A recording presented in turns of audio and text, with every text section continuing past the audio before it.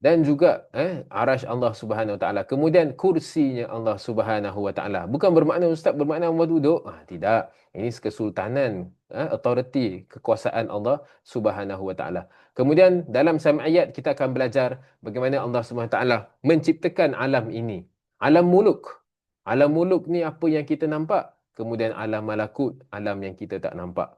Alamul ghaib wa syahadah. Alam yang syahadah, alam nyata dan juga alam yang ghaib. Ini semua tuan-tuan dan puan dalam sam'iyat. Kemudian tuan-tuan dan puan rahmati Allah sekalian, ini alam ghaib, alam yang the unseen yang kita tak nampak ini. Dalam bahasa Inggeris dia orang panggil metaphysics. Okey, non-empirical punya world. Physics tu apa? Physical, hukum fizik. Non-physical tu metaphysics, luar daripada physical world kita. Kemudian tuan-tuan dan puan, hakikat diri kita, iaitu roh. Roh kita. Maka kita akan pelajari. Walaupun roh ini sangat limited ilmunya, Allah SWT kata, Quli ruhu min amri rabbi. Kau serahkan bab roh ini, kau tak payah bahas banyak. Kau serahkan pada aku. Kerana ilmumu tak banyak. Wa ma utitu minal ilmi illa qalila. Sedikit sahaja ilmu yang Tuhan berikan padamu. Kemudian tuan-tuan dan puan, kita akan belajar tentang malaikat, sifat-sifat para malaikat, ciri-ciri malaikat, siapakah malaikat-malaikat yang ada, hingga seterusnya. Kemudian tuan-tuan dan puan, baru belajar tentang iblis, tentang syaitan, tentang jin. Ini selalu orang tanya, Ustaz apa beza ni iblis? Apa beza jin ifrit lagi? Apa beza syaitan? Apa beza hantu? Apa beza ni semua? Ini semua kita akan pelajari. Sifat-sifat iblis, ciri-ciri iblis, ciri-ciri syaitan, ciri-ciri jin. Syaitan tu apa? Jin tu apa? Habis ada jin Islam, ada jin kafir. Itu semua akan diperbahaskan. Kemudian tuan-tuan dan puan rahmati Allah sekalian, baru kita berbual tentang kita. Tuan-tuan dan puan, sebelum kita dilahirkan dalam dunia ini, kita berada di dalam alam janin. Maka dalam sam'iyat wajib kita ketahui, sewaktu alam janin, apa yang berlaku pada 40 hari pertama? Kemudian apa yang berlaku pada 40 hari kedua? Apa yang berlaku pada 40 hari yang ketiga? Setelah 120 hari, apa yang berlaku dalam alam janin? Kita semua dah lalui dah. Cuma kita lupa dan kita tak tahu. Lupa, tak ingat dah. Benda ni kita dah lalui dah. Hari yang ke-120, apa yang Allah Taala perintahkan? Allah Taala perintahkan untuk ditulis segala takdirnya, ditulis akhirnya, di dalam syurga ke neraka, ditulis rezekinya. Begitu semua. Nanti kita akan belajar di dalam alam janin nanti. Kemudian, sekarang kita ke alam dunia. Setelah ini, apabila kita meninggalkan dunia, kita kembali kepada Allah SWT. Mana ada terus kiamat, tuan-tuan dan puan? Mana ada terus? Tak ada. Dia ada banyak stesen-stesen. Ada banyak perjalanan kita ni panjang lepas ini, tuan-tuan dan puan. Jadi kita kuatkan tauhid kita belajar sam'iyat, perkara-perkara gaib, supaya kita tahu where are we going, kat mana kita nak pergi, ke mana ke arah kita. Alam barzah. Dalam alam barzah kita akan pelajari, tuan-tuan dan puan, apakah ciri-ciri alam barzah. Sewaktu alam barzah, apa yang akan berlaku? Adakah alam barzah itu, apakah alam barzah itu trailer kepada akhirat? Siapa yang nak tahu pengakhiran dia kena tengok alam barzah dia macam mana. Dalam alam barzah, kalau dah dihidukan dengan bauan-bauan syurga, dah diperlihatkan dengan taman-taman syurga, maka itu petanda baik. Itu adalah pengakhirannya. Dia dah start nikmat syurga, dah mula dekat alam barzah, dah start merasa, dah start bau dan sebagainya. Kalau sebaliknya, na'udzubillah wali'iyadzubillah, dia dah diazab dulu, disempitkan kuburnya, dililit dengan ular, dan diikat, dah kena, apa orang panggil, yang ular dah itulah, itu semua dah diazab kubur. Itu semua alam barzah. Mohon pada Allah Subhanahu taala agar Allah Subhanahu taala selamatkan kita daripada fitnah kubur, agar Allah Subhanahu taala mudahkan perjalanan kita menuju kepada Allah Subhanahu wa taala. Kemudian nanti baru tentang tanda-tanda kiamat dan juga hari kiamat. Jadi tanda-tanda kiamat ni, tuan-tuan dan puan, membahaskan tentang tanda-tanda kiamat itu merupakan rukun iman juga. Tak adanya orang kata, alah ustaz, tanda-tanda kiamat ni waste time. Jangan belajar pasal tanda-tanda kiamat ini, waste time, buang masa dan sebagainya. Memang kiamat akan berlaku. Kita belajar tanda-tanda kiamat ni bukan untuk nak halang kiamat berlaku, tidak. Belajar tanda-tanda kiamat sebagai sam'iyat, sebagai kewajipan agama untuk faham tentang hari kiamat dan tanda-tandanya. Tanda-tanda kiamat tu tanda-tanda kecil, tanda-tanda sedang, tanda-tanda besar. Tanda-tanda kecil macam mana? Itu semua kita kena tahu. Dia bukan untuk kita belajar tanda for us to prevent kiamat. Tak boleh. Kiamat tak boleh di-prevent, tak boleh dihalang. Allah Taala akan dirikan hari kiamat itu sendiri. Tapi tanda kiamat ni kita belajar, ini kewajipan agama. Wajib tak belajar tentang Imam Mahdi? Wajib. Wajib tak belajar tentang kemunculan Mahdi, kemunculan Nabi Isa? Wajib. Wajib tak kita belajar tentang Ya'juj Ma'juj? Wajib. Tentang Dabbah, tentang api, tentang Dukhan dan sebagainya. Ini semua dalam tanda-tanda kiamat. Tuan-tuan mohon bayangkan, kita dah nak 1 jam lebih hanya sebutkan perbahasan yang akan dipelajari. Nak sebutkan perbahasannya dah ambil masa. Tuan-tuan bayangkan dia punya kandungan, isi kandungan nak belajar semua. Lebihlah banyak. Dan juga tentang hari kiamat. Bagaimana sangkakala yang pertama, malaikat Israfil tiup sangkakala yang pertama. Kemudian bagaimana wa iza nujumun qadarat, wa iza syamsu kuwirat dan sebagainya. Bagaimana matahari dan bulan bertembung. Bagaimana planet-planet semua. Bagaimana itu semua hari kiamat. Kemudian tuan-tuan rahmati Allah sekalian, apabila semua dah mati, semua dah binasa, bagaimana Allah Subhanahu Wa Taala membangkitkan, itu nama ba'as, alamul ba'as.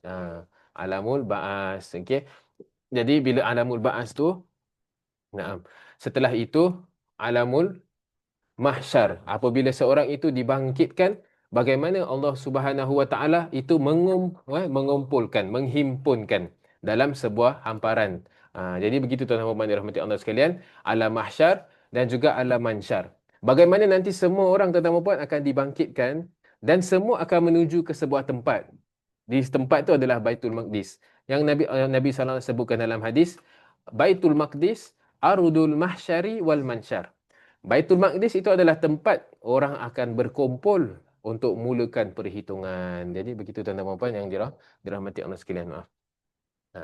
Jadi kita kena tahu tuan-tuan dan puan rahmati Allah, siapa yang dah pernah ikuti kita dekat package Baitul Maqdis, pergi ke Masjidil Aqsa. Kita dah berbincang, kita dah pun kita bahaskan tentang bagaimana Baitul Maqdis itu adalah tanah bumi yang mana semua orang akan himpun dan berjumpa dan nak mulakan perhitungan itu di Baitul Maqdis. Dan kita pun dah telah lalu, siapa yang ikut, kita dah pernah pergi ke lalulah, tak pergi masuk dalam, lalu dari atas Wadi Jahannam, di tempat lembah-lembah orang-orang roh-roh orang jahat, orang-orang roh-roh yang bermaksiat, orang-orang roh-roh yang kafir, semua akan berkumpul di Wadi Jahannam. Manakala orang-orang yang mukmin semua akan berkumpul di Kubatul Arwah. Kita ada tempat-tempatnya di perkarangan Masjidil Aqsa di situ. Tuan-tuan dan puan, mesti bila kita dah tahu fungsi, kepentingannya Baitul Maqdis, kepentingannya Al-Aqsa, baru kita boleh faham kenapalah Al-Aqsa ni menjadi rebutan daripada dulu sampai sekarang, sampai ke hari kiamat.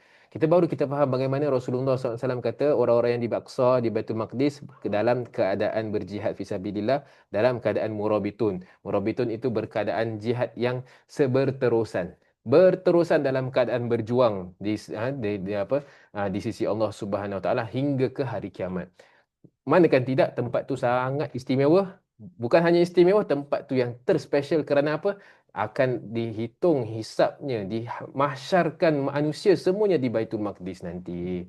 Begitulah tuan-tuan dan puan rahmati Allah sekalian, signifikannya Al-Aqsa di sisi kita lah, di sisi umat Islam. Begitu tuan-tuan dan puan rahmati Allah sekalian. Bila dah ada dekat hamparannya padang mahsyar, tuan-tuan bayangkan, nak tunggu sahaja mulanya hisap itu sangat-sangat perit, sangat-sangat lama.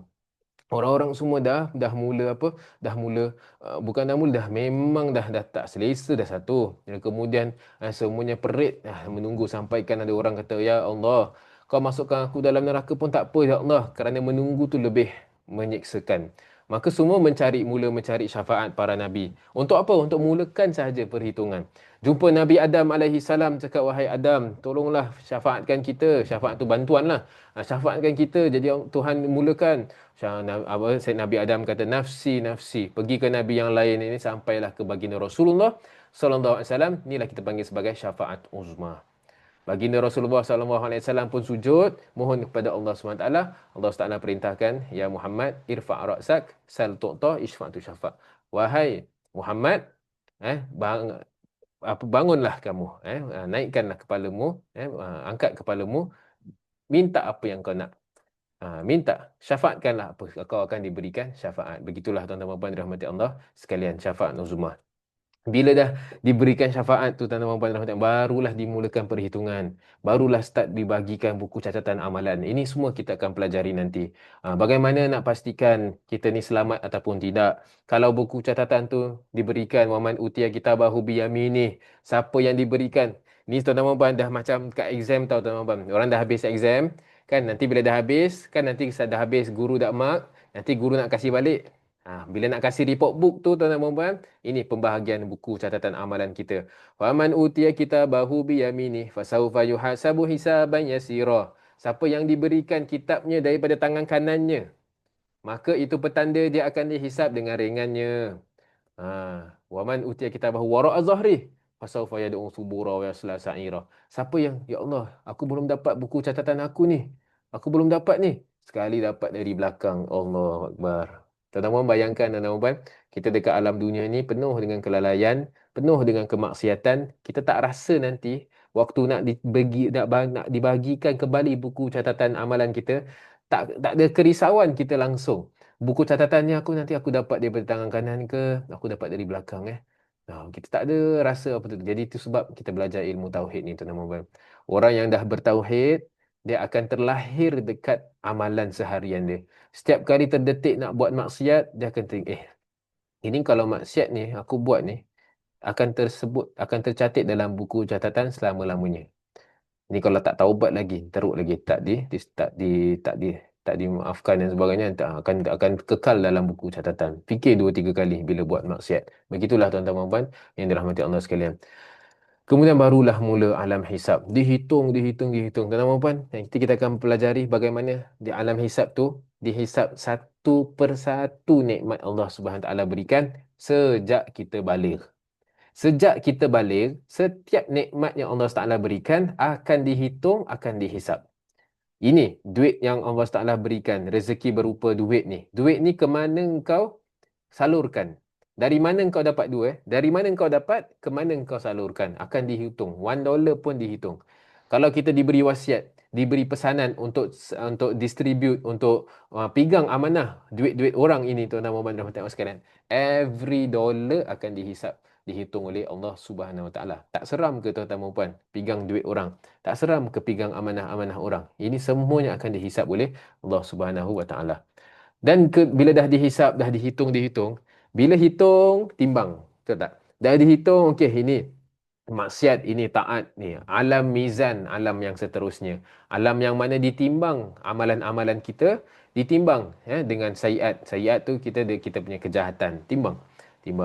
Setelah alam mizan, dari sinilah dah tahu result dah tuan-tuan dan puan. Seram bila kita sebut tentang sam'iyat ni. Ini tuan-tuan dan puan, ini semua stesen-stesen yang kita akan lalui. Dah habis ke belum cerita? Belum cerita, belum habis lagi. Dari dah habis alam mizan tu, dah ditimbang amalan-amalan, barulah kita nak cuba meniti sirat. Meniti sirat ini adalah siratal mustaqim. Sirat tu, dia punya halus dia seperti kita ambil helai rambut kita tipiskan lagi, kita potong 7.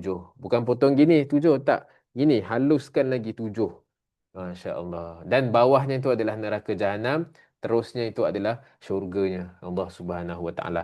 Nanti dalam alam sirat ni kita akan belajar tentang golongan-golongan. Ada golongan yang lalu tu seperti sepantasnya kilat. Ada orang yang terbang. Ada orang yang menaiki haiwan korbannya. Ada orang yang berjalan. Ada orang yang merangkak. Ada orang yang berpaut.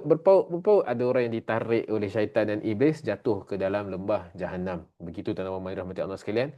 Orang yang dapat lepas alam sirat, ada lagi alam apa? Dapatlah berjumpa dengan baginda Rasulullah sallallahu alaihi wasallam, tuan-tuan dan puan rahmati Allah sekalian. Nabi SAW dah kata, wahai umatku, kau kat dunia ni kau sabar sikitlah. Isbiru. Sabar sikit je, kat sini susah. Isbiru hatta talqauni alal haud. Jadi sabarlah sedikit sampai kau jumpa aku dekat perigi. Jadi haud ini adalah telaga Kausar.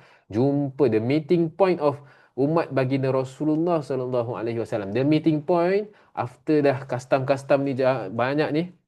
Checkpoint ni semua kan. Dah habis semua, the meeting point dengan baginda Rasulullah sallallahu alaihi wasallam adalah di Telaga Kausar, di haudnya. Ada orang di sini kita akan pelajari golongan-golongan yang dapat minum Telaga Kausar. Bagaimana? Ada golongan-golongan yang dapat minum. Ada golongan-golongan yang dapat ekstra baginda Rasulullah SAW tuangkan air. Ada yang dapat ekstra Nabi SAW sendiri suapkan airnya kepada mereka. Ada yang dapat ekstra daripada mulut baginda Rasulullah SAW direct terus kepada mulut kita. Begitu tuan-tuan dirahmati Allah sekalian, keistimewaan umat baginda Rasulullah SAW di Telaga Kausar. Setelah itu barulah sama-sama masuk kepada syurga. Nah, tapi ni apa ni tuan-tuan dan puan? Ini apa ni? Al-A'raf. Ini adalah golongan yang mana kebaikan dia dengan kejahatan dia 50-50. 50-50. Betul-betul 50-50. Itu terpulang pada Allah Subhanahu Wa Taala atas rahmahnya, atas maghfirahnya. Allah Taala nak masukkan ke dalam syurga, ataupun dengan keadilannya Allah Taala nak masuk, dengan kehendaknya nak masukkan dalam neraka. Itu terpulang pada Allah Subhanahu Wa Taala. Ini A'raf, golongan khas yang berada di tengah-tengah syurga dan juga neraka. Begitulah tuan-tuan dan puan-puan rahmati Allah sekalian. Bagi yang dapat masuk syurga, bagi yang dapat masuk neraka, alam neraka masuk.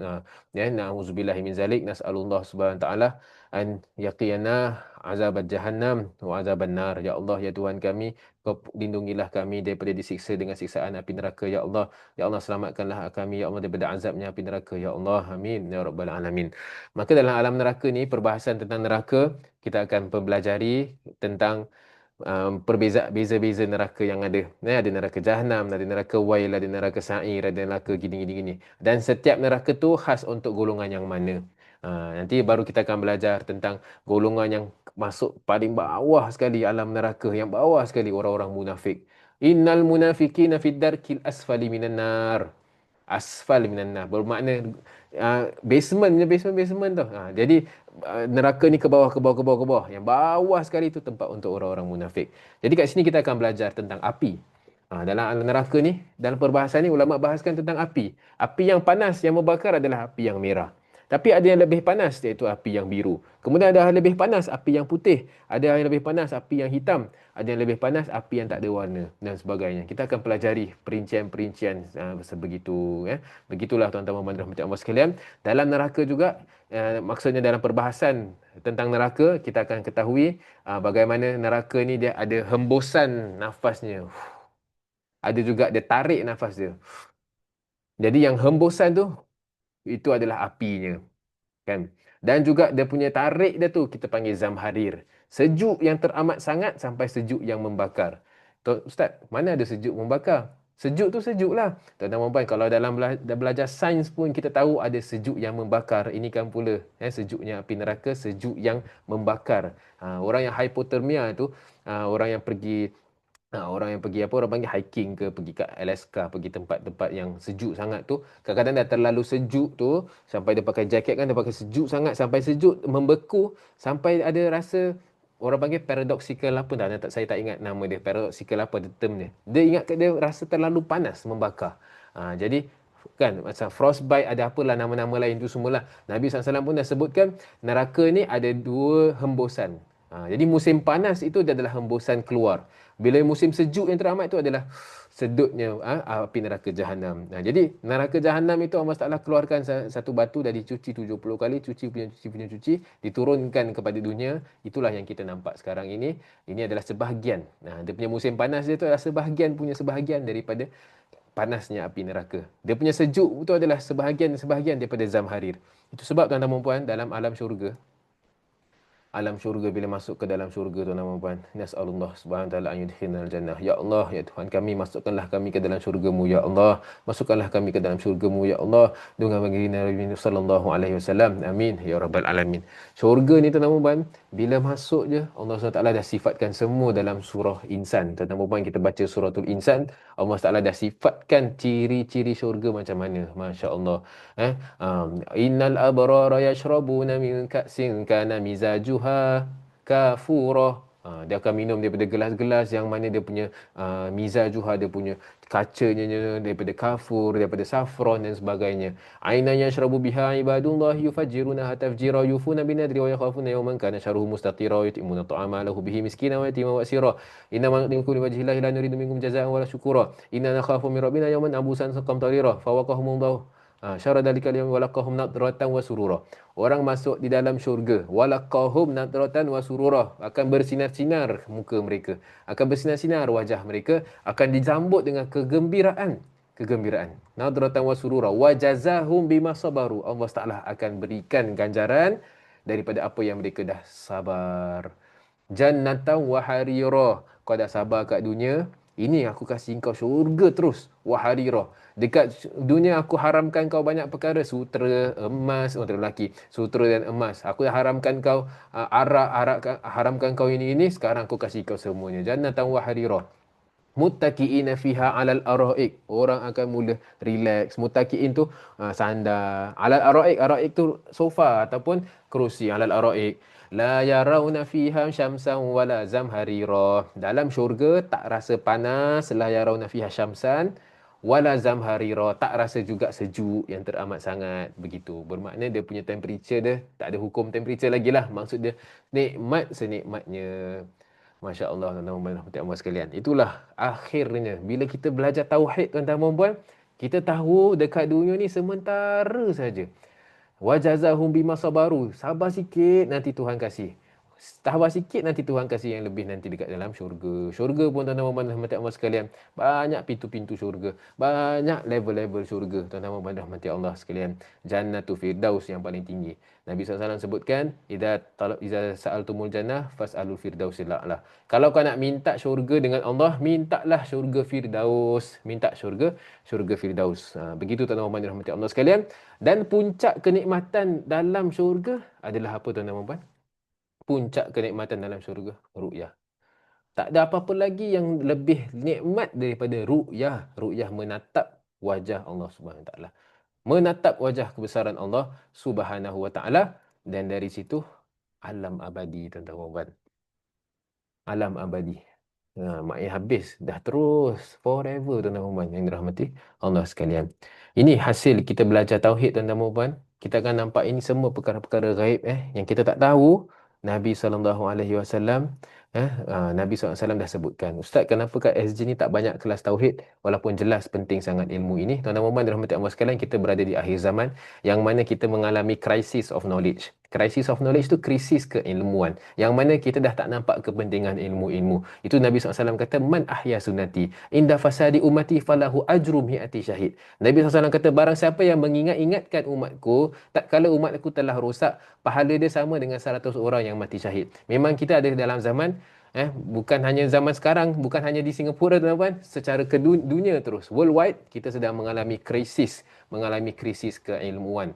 Itu, tuan-tuan dan puan, wajib fardu ain ke atas asatizah. Fardu ain ke atas ulama-ulama pendakwah untuk menghidupkan semua ilmu-ilmu yang Nabi SAW dah tinggalkan. Jelas, penting, betul. Tapi kalau orang tu tak belajar betul, macam mana dia nak sampaikan kepada orang lain? Kalau orang tu tak pernah mengalami perguruan belajar ilmu tauhid dengan betul, bagaimana dia nak sampaikan kepentingan ilmu tauhid kepada orang lain? Maka syaratnya, belajar dulu, tuan-tuan dan puan. Jadi sekarang ini kita apa yang dah belajar daripada guru, saya sampaikan pada tuan-tuan dan puan.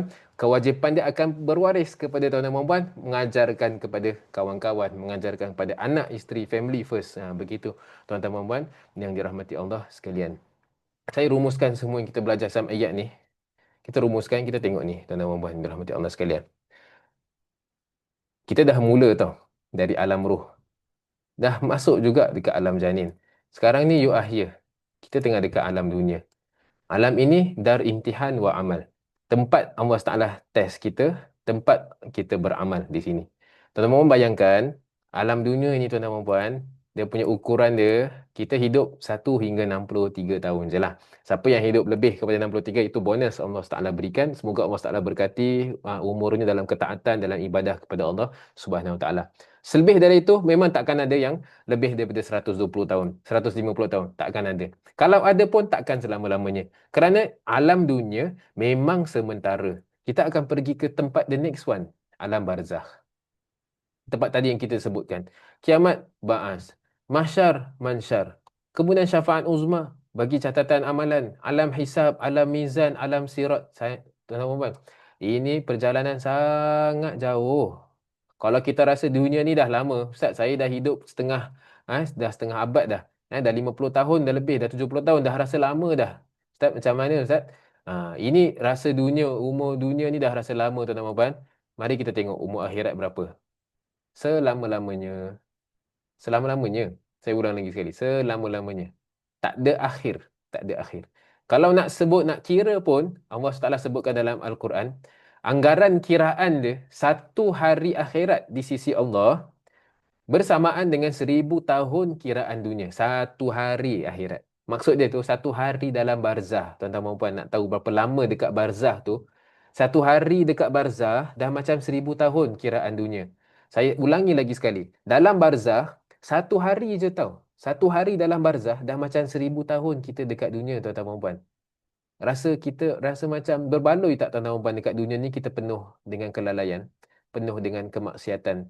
Masihlah lagi kita nak kumpul-kumpulkan kita punya harta dan banyak. Yang mana nanti masuk dalam alam barzah, bank account tak ikut pun. Masuk dalam alam barzah, kita punya rumah-rumah kita resale ke, landed ke, terrace ke, apa semua masuk ke dalam alam barzah. Last-last kita ni, kita punya freehold lah. Kita punya freehold ni, kita punya liang lahat tu freehold. Dan dekat sini ada leasehold 99 tahun, 999 tahun, ada freehold. Freehold dunia tuan-tuan dan puan, still bukan freehold pun tuan-tuan dan puan. Kita beli landed macam mana freehold pun, good class banglo apa orang panggil tu, GCB Good class banglo macam mana pun tak freehold pun tuan-tuan dan puan. Freehold dia pun maksud dia umur dunia sahaja. Sekarang ni semua orang tak nak beli rumah freehold dekat akhirat ni, yang ada dekat alam syurga ni. Semua orang asyik lalai dengan nak kejarkan rumah. Faham, rumah itu necessity. Betul. Rumah itu adalah wasilah. Wasilah perantaraan untuk kita survive dekat alam dunia. Jangan kerana wasilah perantaraan sampai kita hilang tujuan kita. Kita punya tujuan dekat dunia ni hanya untuk nak upgrade. Lupa sebenarnya the real upgrade is nak upgradekan syurga kita, tak tahu apa macam mana. Nak naik daripada syurga ni sampai ke syurga ni, sampai ke syurga Firdaus. Itulah freehold yang orang panggil, tak ada expiry date dah, infinity dah terus. Inilah dekat alam syurga tuan-tuan dan puan yang dirahmati Allah sekalian. Jadi tuan-tuan dan puan dirahmati Allah sekalian, saya tanya lagi, tanya diri sendiri. Adakah berbaloi tuan-tuan dan puan dekat alam dunia yang sangat sementara ini kita penuhkan dengan kelalaian, dengan kemaksiatan, yang mana disebabkan kemaksiatan kita ni dekat alam barzah ni kita diseksa. Satu hari je. Tu kalau diseksa satu hari je dah rasa 1,000 tahun. Bagaimana kalau setiap hari di barzah kita diseksa? Na'udzubillahi min zalik. Ini baru dekat barzah. Dah penat-penat dekat barzah diseksa, gini. Baru nak start kiamat, ya Allah. Baru kiamat, baru nak start ba'as, baru nak dibangkitkan. Orang tu pun dibangkitkan dalam keadaan berpeluh-peluh sampai dia beranang dengan peluhnya. Kerana dia makan riba. Ada orang yang tak tinggalkan solat dan sebagainya dan selalu membawang dan juga menggosip. Jadi dia selalu mengumpat. Jadi bila dia dibangkitkan dengan lidahnya panjang. Kemudian dia potong lidah, grow lagi, potong lagi begitu, tuan-tuan dan puan rahmati Allah sekalian. Ini kalau satu hari je tuan-tuan dan puan, dah macam rasa bukan dah rasa, memang 1,000 tahun. Tuan-tuan dan puan rasa berapa lama kita dekat alam tu. Ya Allah, Allah SWT berfirman, wa inna yawman inda rabbika ka alfi sanati mimma ta'udun. Wa inna yawman inda rabbika, satu hari di sisi Tuhanmu seperti 1,000 tahun kiraan kamu. Begitu tuan-tuan yang dirahmati Allah. Ya Allah, ya Tuhan kami, Kau ampunkanlah dosa-dosa kami, ya Allah. Kau ampunkanlah kelalaian kami di dunia ini, ya Allah. Ya Allah, keluarkanlah daripada hati kami, ya Allah, segala cebisan dunia, ya Allah, yang menghambat kami, ya Allah, daripada mengenal-Mu, ya Allah. Ya Allah, ya Tuhan kami, ampunkanlah kelalaian kami, ya Allah. Kami terjerumus dengan lautan dosa dan maksiat, ya Allah. Kau selamatkanlah kami, ya Allah. Kau pindahkanlah kami daripada lembah kemaksiatan kepada mulia ketaatan, ya Allah. Berkat syafaat baginda Rasulullah sallallahu alaihi wasallam. Amin ya rabbal alamin. Muslimin muslimat dirahmati Allah sekalian, dengan itu selesailah 10 dasar ilmu tauhid al-mabadi al-asyarah, yang merupakan syarat kita nak memulakan perjalanan kita mengenal Allah Subhanahu Wa Taala. Alhamdulillah, selama 3 sesi ini selesai pengertian nama-nama, manfaat tujuan, kemuliaan fadilat, hukum belajar, sumber-sumber penyusun, kaitan, skop perbincangan tadi. secara keseluruhan kan, dengan skop perbincangan secara terperinci. Maka selesai semua mabadik tu dasar-dasar ilmu tauhid, 1 hingga ke 10. Alhamdulillah, syukur kita kepada Allah Subhanahu wa taala. Alhamdulillah, kita bersyukur Allah Subhanahu wa taala mengizinkan kita dapat selesaikan 10 dasar ilmu tauhid. Alhamdulillah. Siapa yang ada soalan boleh, kalau nak unmute boleh unmute. Kalau nak apa tu bertanya di komen pun boleh bertanya di komen. Um, ya, betul. Siapa yang nak bertanya silakan. Kita tinggal sahaja satu yang akhir ini sebagai penutup. Sebagai penutup kursus kita, kita akhiri dengan perbahasan makrifah. Daripada sini tuan-tuan dan puan akan tahu apa yang tuan-tuan dan puan akan cuba capai, apa yang tuan-tuan dan puan yang akan nak nanti di akhir pembelajaran ilmu tauhid, apa yang sebenarnya kita nak ni. Kita sebenarnya nak makrifah, nak mengenal Allah Subhanahu wa taala. Jadi apa makna makrifah? Ustaz, macam mana nak saya nak tahu ni yang saya dah kenal Allah Subhanahu wa taala. Tuan-tuan dan puan pegang dengan kayu ukur ini. Ini yang terakhir tuan-tuan dan puan. Ya, jangan risau, ini tak banyak, tak berat tuan-tuan dan puan. Jangan rasa, Ustaz, ingatkan dah habis, tadi dah Alhamdulillah, rupanya belum habis. Tak, dah habis lah. Ini dah akhir dah perbahasan untuk kita tahu macam mana kita nak tahu, ini langkah seterusnya. Ini dah masuk kepada kita review, sebagai kita ulasan, sebagai rumusan. Macam mana kita nak tahu kita ni makrifah mengenal ataupun tidak. Apabila kita dah ada simpulan yang putus. Al-i'tiqad al-jazim. Putus tu bukan putus-putuskan, maknanya putus tu jazim. Dah tekad, teguh. Pegangan yang teguh. Kalau tuan-tuan dan puan dah ada simpulan yang putus, pegangan yang teguh, itu bermakna kita dah capai syarat pertama dalam makrifah. Okey? Tuan-tuan dan puan, ini checklist tuan-tuan dan puan, saya harapkan kita semua catat. Ini checklist kita, kayu ukur kita mengenal Allah Subhanahu Wa Taala. Bila kita dah ada simpulan yang putus, nanti saya akan beritahu apa makna simpulan yang putus, pegangan yang teguh. Itu yang pertama, syarat pertama. Syarat kedua, kepercayaan kita itu bukan kepercayaan kosong-kosong, tapi kepercayaan yang bertepatan dengan kebenaran. Dia bukan syok sendiri, tuan-tuan dan puan. Ada orang, Ustaz, I believe, aku percaya Allah gini-gini, tapi rupanya tak. Ini tak kira. Kau mengenal Allah apabila kepercayaan kau bertepatan dengan kebenaran. Ustaz, macam mana nak tahu bertepatan dengan kebenaran? Ni kita akan sebutkan. Dan ini yang paling penting. Kepercayaan kau, simpulan kau yang putus itu, yang bertepatan dengan kebenaran itu, mesti berdasarkan dalil. Tak boleh kosong-kosong, tak boleh ikut-ikut. Kenapa awak beriman kepada Allah Subhanahu Taala? Oh, sebab bapa saya. Itu nanti kita akan sebutkan apa hukum bila kita cakap macam itu. Apa hukum kalau kepercayaan kita hanya kerana mak bapak kita, hanya kerana berikut-ikut, hanya kerana dengan taklid. Itu perbahasan kita yang terakhir sebelum kita tutup pengasesi kita. Okey, tuan-tuan dan puan rahmati Allah sekalian, nak dapat pastikan kita ada simpulan yang putus, tengok ni. Al-i'tiqad al-jazim. Kita akan mula daripada tahap ini. Okey, saya boleh cakap terus terang, secara keseluruhan kita semua mesti mula from somewhere. We must start from somewhere. And that somewhere tu adalah kejahilan kita. Tidak tahu. Jangan tuan-tuan dan puan, jangan bila kita nak belajar tu, adab menuntut ilmu tu, jangan kita mulakan dengan kita cakap aku dah tahu. Kalau kita mulakan perjalanan dah cakap aku dah tahu dah, ni aku dah belajar. Sayang tuan-tuan dan puan, tak boleh nak proceed. Minta maaf sangat-sangat tapi tak boleh proceed. Adab seorang penuntut ilmu, walaupun dah 1000 kali belajar, dia akan cakap aku still tak tahu. The moment orang cakap aku dah tahu, ni aku dah tahulah, ni aku dah belajar, ni aku dah gini, itulah tanda kejahilan yang sebenar. Man qala annahu alim fahuwa jahilun haqqa. Siapa yang mengatakan dirinya alim, maka dia adalah seorang jahil yang sebenar-benarnya.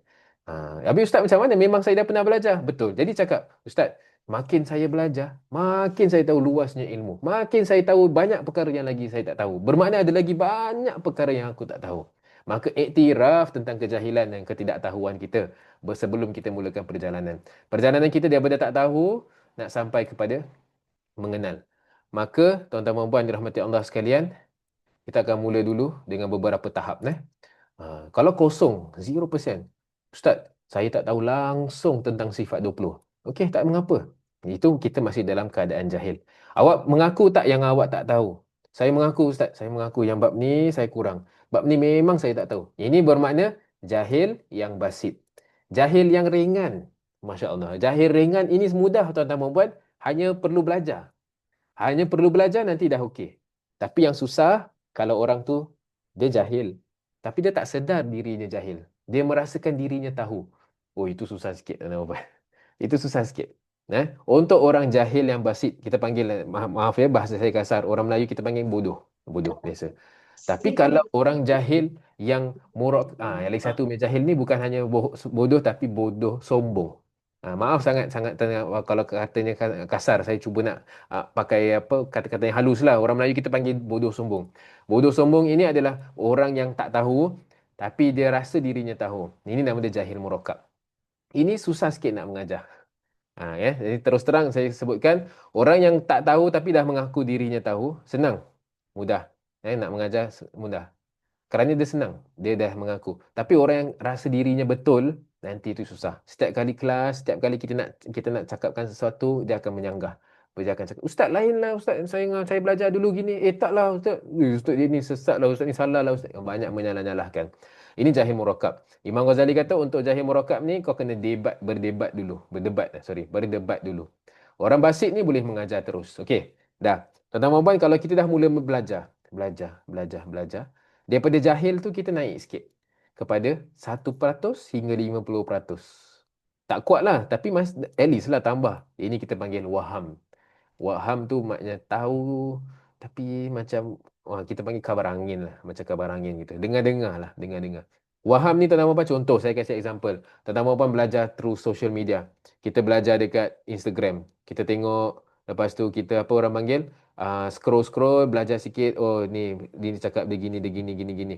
Itu tak kira ilmu tuan-tuan puan. Itu masih waham, tak yakin lagi. Itu masih 1% hingga 50%. Oh Ustaz, saya terdengar gitu, terdengar. Itu waham. Tapi kalau belajar betul-betul, pelan-pelan, dia jadi 50%. Tapi masih ada doubt tau. Masih ada syak wasangka. Ini syak. Syak wasangka. Syak punya bahasa Melayu tu, syak tu bahasa Arab lah sebenarnya. Syak wasangka. Syak wasangka. Sangka tu ni, zon. Zon. Jadi kalau orang belajar, tengok daripada merah tu kan, jadi orange sikit kan, ringan sikit. Lepas tu jadi yellow, jadi hijau. Ini dah, zon ni tuan-tuan dan puan, jangan perlekehkan zon ni petanda baik tuan-tuan dan puan. Ustaz, sebelum masuk sesi tu, saya memang tak tahu langsung dalam perkara ni. Tapi lepas dah 3 sesi ni, oh dah naik sikit lah. Mungkin waham, dapat tahu sikit-sikit lah. Tapi sekarang makin kuatlah sangkaan saya zon. Zon tu 50% hingga ke 99%. Jangan stop di sini tuan-tuan dan puan. Sesi kita, pengajian siri bersiri kita nak sampai kepada sini. 100% yakin. Kepercayaan betul-betul yakin yang Allah SWT itu ada. Berdalil dan sebagainya. Ini 100%. This is our target. Kita nak capai kat sini. Dah. Begitulah tuan-tuan dan rahmati Allah sekalian. Ustaz, tapi yang kat atas ni apa? Ini nanti. Ini special hadiah untuk mereka yang dah masuk ke dalam yakin. Bila dah sampai yakin, disertakan dengan beramal, disertakan dengan menyaksikan muraqabah dan musyahadah, di situ akan ada peringkat-peringkat yakin. Ini semua hadiah-hadiah dan juga hadiah daripada Allah Subhanahu Wa Taala yang sangat-sangat istimewa. Ilmul yakin. Bukan sampai ini orang dah sampai lah, orang panggil dah sampai kan. Ni dah sampai ni kat atas ni. Ilmul yakin. Pengetahuan yang mengenal, yang betul-betul dah yakin 100%. Belajar secara teori. Tapi kemudian ini ilmu yakin, kalau teori tuan-tuan Muhammad dah kuat, ini ilmu yakin. Tapi tak semua orang yang berteori dia dapat praktikal, dia dapat nampak. Orang yang dah ilmu yakin, dia dapat musyahadah, dapat menyaksikan kebesaran Allah Subhanahu Wa Taala. Ini ainul yakin. Dia dah experience dah keyakinan itu tuan-tuan dan puan Allah sekalian. Saya kasih satu kisah boleh. Ustaz, hari ni tak ada cerita pun Ustaz. Minggu lepas banyak cerita. Hari ni tak ada cerita, banyak teori. Ini saya beri satu cerita, kita kongsikan, moga-moga bermanfaat. Tuan-tuan dan puan kenal Imam Fakhruddin Ar-Razi.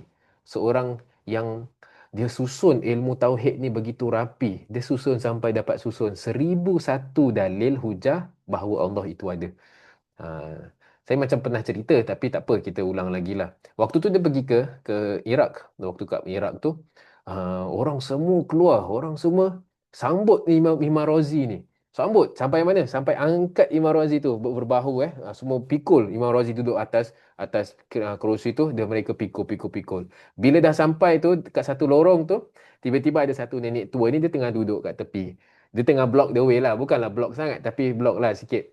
Tapi orang-orang tu semua ke tepi oi. Imam Razi nak lalu, Imam Razi nak lalu. Nenek tua tu pun macam, wanita yang berumur tu macam, apa kau ni? Kau ni susahkan aku lah, aku nak gerak. Aku tengah duduk sini kan. Diorang pun macam marah balik. Kau tak tahu ke siapa yang tengah lalu ni? Imam Razi tau. Wanita tu pun cakap, siapalah si Razi ni? Macam gitulah. Kenapa sangat kau kecoh-kecoh ni? Siapalah si Razi ni? Terus orang-orang pengikut-pengikut Imam Razi pun cakap, Imam Razi kau tak kenal? Imam Razi yang dapat jumpa 1001 dalil, tanda-tanda Allah itu wujud. Oh, dia macam gitu. Kau nak kena hormat tau. Ini alim besar ni. Alim yang dapat temui 1001 dalil tentang Allah Taala itu ada. Wanita tu pun tak tahu apa jawab dia, tuan-tuan dan puan. Wanita tu cakap, sejak bila Tuhan tu tak ada sampai kau perlukan dalil? Sejak bila Tuhan tu tak ada sampai kau perlukan tanda? Tanda-tanda ni hanya untuk orang yang tak tahulah. Tanda-tanda ni hanya untuk orang yang tak nampak lah. Hai, Razi ni kesian, dia tak jumpa Tuhan dia. Dia kena cari 1001 tanda untuk jumpa Tuhan dia. Aku maksud dia, aku dah saksikan kebesaran Tuhan aku. Imam Razi, bila dengar wanita tua cakap macam gitu, terus lemah longlai Imam Razi. Dia terus berdoa, Ya Allah, kau kurniakanlah imanku seperti iman wanita tua ni.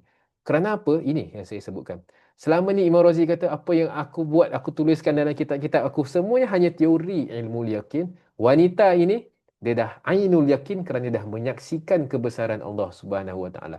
Sampai kan wanita tu cakap, hal yustadallu bidalil ala man khalaqad dalil. Mata ghaballahu hatta yahtasi ila dalil. Dia kata, sejak bila Tuhan tu hilang sampai kau kena cari? Ya Allah. Kita kalau nak cari orang hilang, kita cari dia punya kesan-kesan tu tak? Cari tanda-tanda, petanda-petanda. Wanita tua tu dia kata, sejak bila Tuhan tu hilang sampai kau nak kena cari dalil-dalil ni? Ini dah level bila? Level mana tuan-tuan? Level ainul yakin. Bila dah menyaksikan dah kebesaran Allah Subhanahu Wa Taala. Begitu. Sampaikan Imam Razi doa, Allahumma imanan ka imanil ajais. Ya Allah, kurniakanlah aku sebuah keimanan seperti imannya wanita tua ini. Akur, Imam Razi akur. Dia tahu, oh ini dah ainul yakin. Dan tuan-tuan Muhammad rahmati Allah sekalian, apabila Tuhan berikan kita sebenar-benar keyakinan, hakul yakin. Ini adalah apabila kita dah tak nampak kita lagi dah tak ada aku lagi dah, hanya tinggal dia sahaja. Kita ni dah sampai ke bawah sebuah makam, nama makam dia adalah makam fana. Makam yang mana dah binasa dah hati kita. Binasa dah diri kita. Bila dah belajar sifat Allah tu sifat Allah baqa, Allah Taala ajalah yang sedia ada.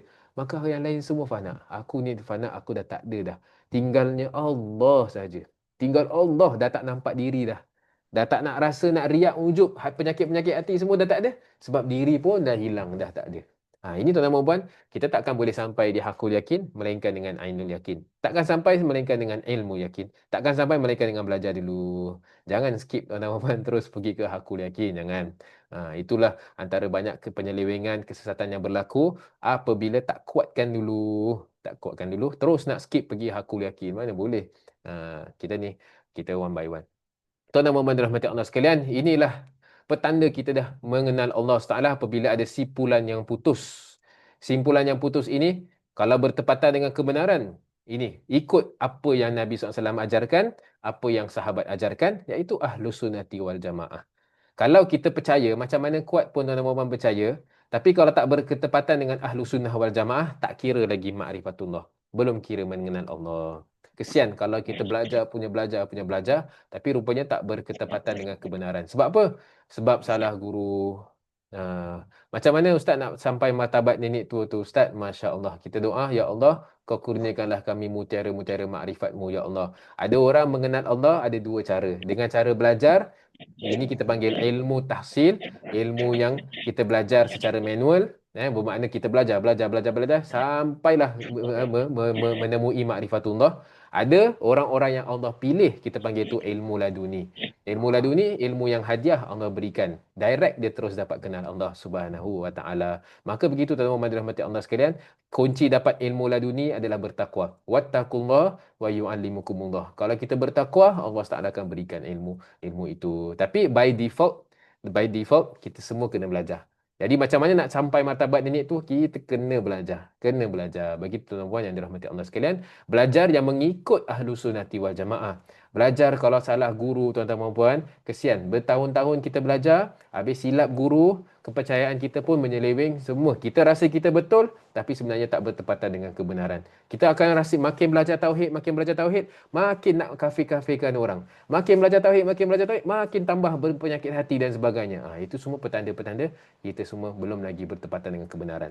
Dan yang terakhir, apa yang kita belajar itu mesti berdasarkan dalil argument, menguatkan kepercayaan untuk sama ada menerusi dalil yang terperinci atau dalil yang ijmali ringkas. Inilah 3 perkara tuan-tuan dan puan yang kita nak, tuan-tuan dan puan.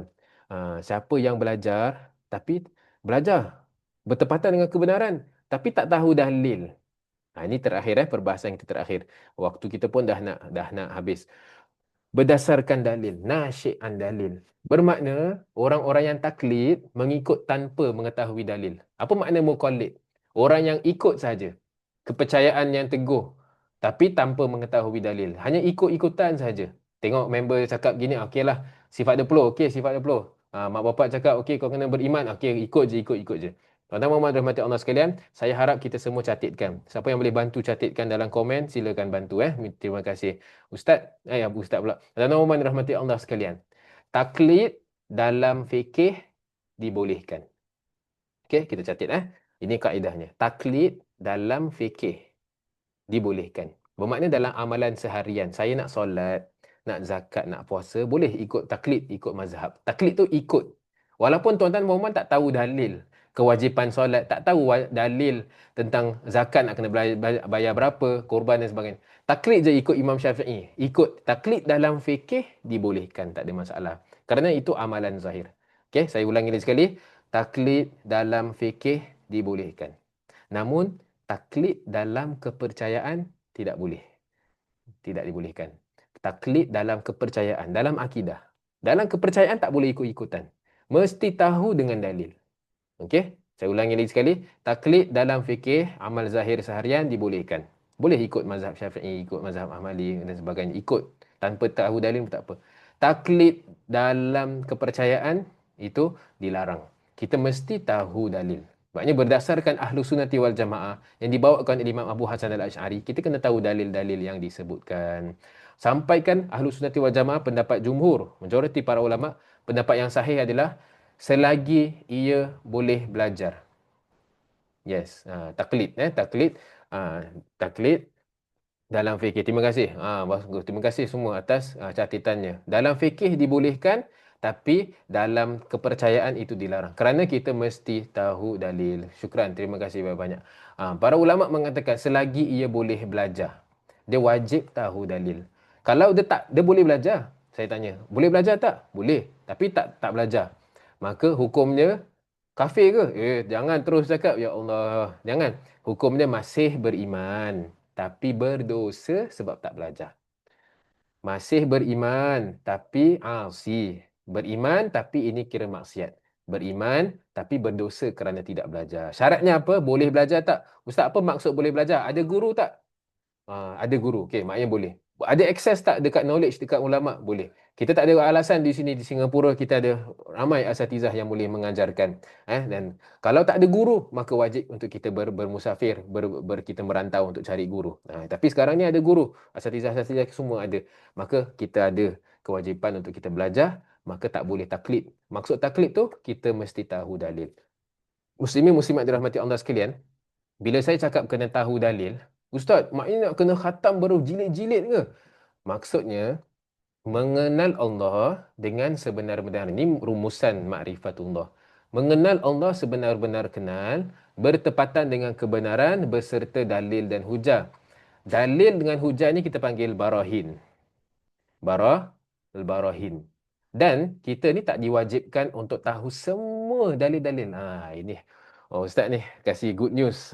Ustaz, tadi saya punya seram bila Ustaz kata kena tahu dalil ni. Memang alamak aku berdosa ke? Kita tak diwajibkan untuk tahu semua. Tak. Kita hanya diwajibkan tahu pokok-pokok dalil. Contoh, bila saya kata Allah Taala itu wujud, apakah dalil wujudnya Allah? Kita ingat dalam Quran Allah Taala dah sebut, dalam akal dah, kalau Allah tak ada, alam ini pun tak ada. Mesti maknanya Allah Taala mesti ada. Gitu. Secara ijmal. Jadi tuan-tuan dan puan, kita kena tahu equip diri kita dengan pokok-pokok dalil. Sekurang-kurangnya mengetahui pokok-pokok hujah. Pokok tu maknanya ibu lah, ibunya. Bila dah selesai, dah habis semua pokok-pokok, baru belajar lagi, tapi cabang-cabang dia sekali. Pokok dan ibu segala hujah kita panggil sebagai Ummul Barahin. Dalam bahasa Arab saya minta kepada jemaah semua hafalkan nama ini. Ummul Barahin. Kalau saya tanya, apakah wajib kita tahui dalam ilmu tauhid ni? Kita kena tahu Ummul Barahin. Kita kena tahu pokok dan ibu segala hujah. Dengan itu tuan-tuan puan-puan yang dirahmati Allah sekalian, selesailah pengajian kita, pengajian asas ilmu tauhid. Dengan ini kita membuka program selanjutnya. Kita akan mulakan sebuah kitab. Nama kitab itu adalah Ummul Barahin yang kita sebut tadi. Ni. Ummul Barahin ni kan ibu segala hujah. Jadi program kita yang seterusnya, kita akan mula baca teks. Tapi puan-puan jangan risau. Buku-buku teks yang ada dalam bahasa Melayu semua ada. Tapi saya akan rumuskan juga macam gini. Macam cara begini juga. Jadi tersusun. Berdasarkan teks, semua akan dapat teks. Tapi kita akan visualizekan dia punya teks. Jadi mudah untuk kita belajar ilmu tauhid. Maka ini adalah program kita yang selanjutnya. Kitab Ummul Barahin. Pokok ataupun ibu segala hujah. Dikarang oleh Imam As-Sanusi. Imam Sanusi adalah yang menyusun akidah Asy'ari dalam kitab-kitab yang kecil-kecil. Ummul Barahin itu kitab kecil. Nanti tuan-tuan kalau dah habis Ummul Barahin, nanti baru boleh naik ilmu akidah wusta. Kemudian baru naik akidah kubra. Baru naik hasyiah ni, hasyiah tu. Itu semua nanti tuan-tuan dan puan-puan amal sekalian. Sekarang saya beritahu dulu kita punya kewajipan kita sekarang. Dah tahu kewajipan kita kan tuan-tuan dan puan-puan? Nak capai ma'rifatullah tu kena ada apa? Kena ada makrifat, pegangan yang teguh, bertepatan dengan kebenaran, mesti tahu dalil, sekurang-kurangnya pokok setiap dalil. Itu panggil sebagai Ummul Barahin. Jadi muslimin muslimat dirahmati Allah sekalian, saya bukakan ruang ini nanti kita akan buka program, tapi bukan sekarang kerana ialah kita akan berangkat ke tanah suci untuk haji dan sebagainya. Jadi saya berikan ruang untuk para jemaah untuk berehat dulu. Kita akan berehat selama sebulan. Di rehat sebulan ini untuk kita ulang kaji kembali 10 dasar-dasar ilmu tauhid. Kemudian siapa yang tak dapat ikuti sesi pertama, sesi kedua, cek rekaman dan sebagainya. Kita ada attendance, kita tahu siapa yang dapat ikuti semua-semua sesi, siapa yang mungkin masuk dalam keadaan nama lain dan sebagainya, beritahu kami. Jadi kita boleh kita orang panggil, kita buat attendance kat situ. Dari situ baru kita akan mulakan, kita akan buka. Siapa yang dah selesai boleh masuk kepada pengajian kitab tauhid. Ini jemputan khas bagi grup yang dah masuk sahaja. Bagi yang belum pernah masuk pengajian asas, tuan-tuan dan puan sedari faham kan? Jadi untuk yang belum masuk pengajian asas, belum boleh masuk ke dalam Ummul Barahin ini, kita akan buka kohort yang kedua. Jangan risau. Ustaz, saya ada kawan-kawan semua nak join lah, tapi ni dah terlambat. Tak apa. Kita akan mulakan macam gitu, batches. Kohort pertama ni dah selesai. Kohort kedua kita akan repeat lagi, tak ada masalah. Ini semua jihad. Kita punya perjuangan kita repeat lagi dan nanti akan masuk ke dalam Ummul Barahin. Siapa yang dapat nak masuk Ummul Barahin, masuk dulu tuan-tuan dan puan sekalian, masuk ke dalam Ummul Barahin. Kita akan mulakan pengajian ilmu tauhid. Muslimin muslimat dirahmati Allah sekalian, waktu pun dah tidak mengizinkan. Jadi begitulah tuan-tuan dan puan dirahmati Allah sekalian, ada beberapa soalan kalau saya boleh rumuskan bagi seorang hukum seorang mendapatkan seorang syekhul tarbiyah untuk bersuluk. Ini ilmu tarikat tuan-tuan dan puan dirahmati Allah sekalian. Sebagaimana kita wajib bermazhab dalam fikih, Wajib juga kita mengikuti Ahlus Sunnah wal Jamaah dalam akidah, dalam tasawuf perjalanan kita menuju kepada Allah SWT. Wajib juga kita bertarikat seperti yang disebutkan almarhum ayahanda Ustaz Tengku Muhammad Fauzi, sekurang-kurangnya mesti kita ada ikatan dengan guru, mesti kita ada ikatan walaupun dengan ijazah umum.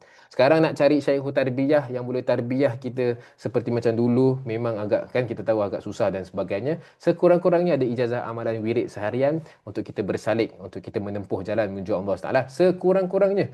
Maka kita ambillah yang itu.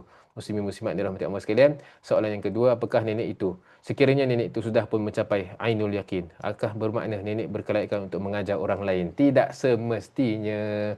Orang yang dah ni soalan sangat bagus. Terima kasih tuan atas soalannya. Orang yang dah sampai kepada ilmu yakin ataupun ainul yakin, tak semestinya dia boleh guide, dia boleh bimbing orang lain. Kalau dia seorang yang dah sampai, kemudian dia seorang yang alim, dia tahu selok belok nak bawa orang, dia tahu selok belok mengajar, maka itu dia boleh mengajar orang lain. Kalau seperti macam yang nenek tua tadi, wanita yang berumur, dia dah sampai, tapi dia tak tahu jalan dia. Dia tak menempuh jalan dia, Allah Taala yang tarik dia, maka dia tak boleh mengajar orang lain. Dia tak boleh. Dia tak boleh mengajar. Nanti orang akan salah faham, orang akan cakap nenek ni sesat dan sebagainya. Soalan yang sangat baik. Jadi kita kena tahu ada dua type of person, ada dua type of people yang Allah SWT pilih terus. Kalau dah pilih terus menyaksikan, dia tak boleh bimbing orang lain kerana dia tak tahu jalan sampai ke tempat dia. Allah SWT yang tarik dia. Yang kedua, orang yang menempuh jalan, belajar, ada selok belok dia, ada liku-likunya, lalu sampai, orang ini baru boleh. Orang ini baru boleh guide. Senang saya cakap, orang yang naik teksi contoh. Saya nak pergi tempat ni, lepas ni saya keluar contoh. Saya tak tahu apa-apa, orang yang bawa saya terus pergi kat tempat tu. Boleh tak saya guide orang lain? Okey, jalan nak pergi masjid Hajar Fatimah, begini, cara dia begini. Tak boleh nak guide sebab orang yang bawa saya. Lainlah kalau saya ni pembawa teksi, pembawa Grab. Saya tahu jalan-jalan highway dia. Maka saya boleh guide orang lain. Wallahu subhanahu wa ta'ala alam. Yes.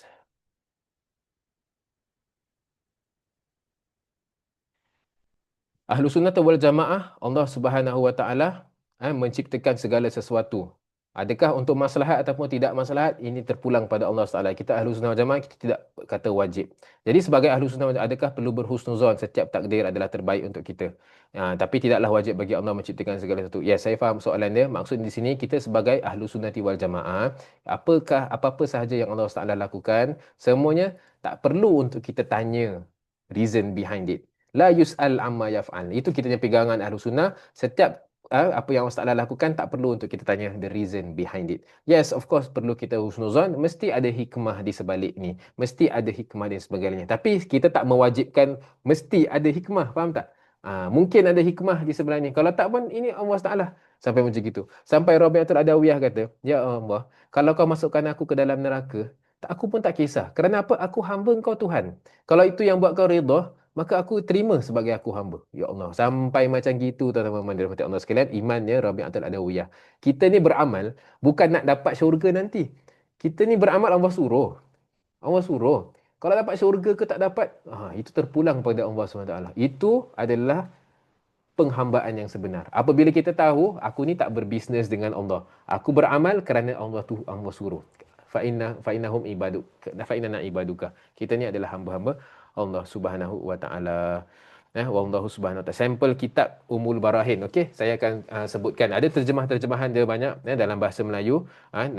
Yes, matan Umul Syarah boleh dapat dalam Shopee, boleh. Tapi saya sarankan kita sepakat dulu publisher yang bagus. Jangan beli sebarang-sebarang tuan-tuan. Setiap Umul Barahin, setiap publisher tu dia ada dia punya publisher yang khas yang kita kena check publishernya supaya amanah dan sebagainya. Nanti saya recommendkan publisher-publisher yang disiapkan oleh tuan-tuan guru kita insya-Allah. Wallahu subhanahu wa taala a'la wa ahkam. Semoga Allah Subhanahu wa taala memberkati majlis kita. Semoga Allah Taala mengampunkan segala dosa-dosa kita. Semoga Allah Taala mengabulkan segala hajat-hajat kita. Mari kita akhiri dengan kita berdoa menuju kepada Allah Subhanahu wa taala, munajat kepada Allah Taala. Ya Allah, ya Tuhan kami, auzubillahi minasyaitonirrajim. Bismillahirrahmanirrahim. Hamdan syakirin, hamdan na'imin, hamdan yuafi ni'amahu wa yukafi mazidah. Ya Rabbana lakal hamdu kama yanbaghi li jalali wajhika wa 'azimi sultanik. Allahumma salli salatan kamilah wa sallim salaman tamman ala sayyidina Muhammadin litanhalu bil uqad wa tanfariju bil qura wa tuqda bil hawaij wa tunaru bihil ghaib wa husnul khawatim wa yustasqal ghamamu biwajhil karim wa ala alihi. Allahumma ya Allah ya Tuhan kami bertawassul dengan kemuliaan baginda-baginda Rasulullah sallallahu alaihi wasallam. Ya Allah ya Tuhan kami, ampunkanlah dosa-dosa kami ya Allah, ampunkanlah dosa-dosa ibu bapa kami ya Allah, anak isteri kami ya Allah. Ya Allah, matikanlah kami dalam iman, matikanlah kami dalam Islam, matikanlah kami dalam ihsan, matikanlah kami dalam husnul khatimah, jangan kau matikan kami dalam su'ul khatimah. Rabbana atina fid dunya hasanah wa fil akhirati hasanah wa qina adzabannar. Allahumma khtim lana bi husnil khatimah wa la takhtim alaina ya Allah bi su'il khatimah. Sallallahu ala sayyidina Muhammadin wa ala alihi wa sahbihi wa sallam walhamdulillahi rabbil alamin. Taqabbalallahu minkum minna wa Inna minkum wa ya minkum Rabbal ya taqabbal karim. ya Terima Karim. kasih tuan-tuan dan rahmati Allah sekalian. Kita jumpa selepas musim haji nanti dengan program yang baru Ummul Barahin. Nantikan iklan-iklannya, nantikan form-formnya insya-Allah. Wabillahi taufiq wal hidayah. Saya minta maaf atas segala kekurangan-kekurangan sepanjang sesi ini. Mohon dimaafkan. Wabillahi taufiq wal hidayah. Wassalamualaikum warahmatullahi wabarakatuh. Terima kasih Ustaz. Sama-sama, jazakumullah khair wa barakallahu. Allahu akbar. Alhamdulillah.